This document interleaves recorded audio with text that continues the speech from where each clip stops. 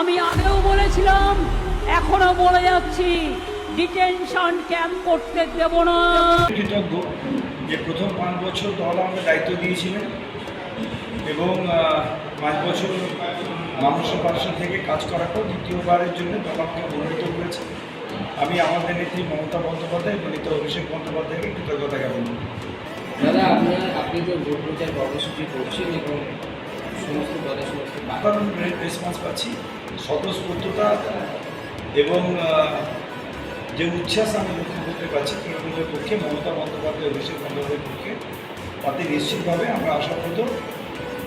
এবং আপনাদের বিভিন্ন চ্যানেলের যে সমীক্ষা সেই রিপোর্ট থেকে উঠে এসেছে মমতা বন্দ্যোপাধ্যায় চতুর্থবারের জন্য মুখ্যমন্ত্রী হচ্ছেন এবং তৃণমূল কংগ্রেস সরকার তৈরি করছে, তার প্রতিফলন আমরা প্রত্যেকটা মিটিংয়ে সবাই দেখতে পাচ্ছি।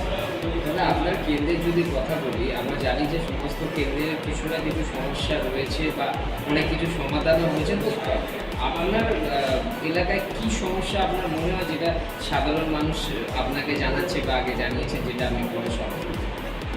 দেখুন, ডেভেলপমেন্টের কথা বলতে গেলে সেটা কন্টিনিউয়াস প্রসেস, সেটা তো 5 বছরে আমি সবটা সম্পূর্ণ করে ফেলতে পারবো এটা নয়।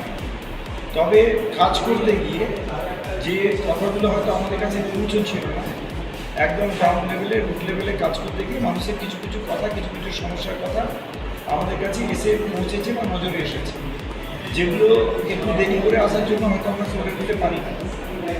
সেগুলো নিশ্চিতভাবে করার একটা পরিকল্পনা আমাদের আছে। যেমন ধরুন, আমাদের এখানে বিবেকানন্দ অঞ্চল আছে, বিবেকানন্দ অঞ্চলে একটা জলের ড্রেনেজের সমস্যা আছে।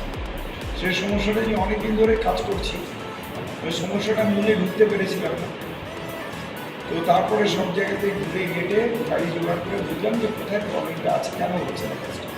তো সেটা রেকটিফাই করে যখন এক্সক্লুসিভ একটা পলিসি করে একটা প্ল্যানিং করে ইরিগেশন দপ্তরে পাঠালাম, তাতে দেখা গেল যে কিছু নতুন ক্যানেল আমাকে কাটতে হবে অল্প ছোটো করে, আর কিছু ক্যানেল আমাকে রিএক্সক্যাভেট করতে হবে।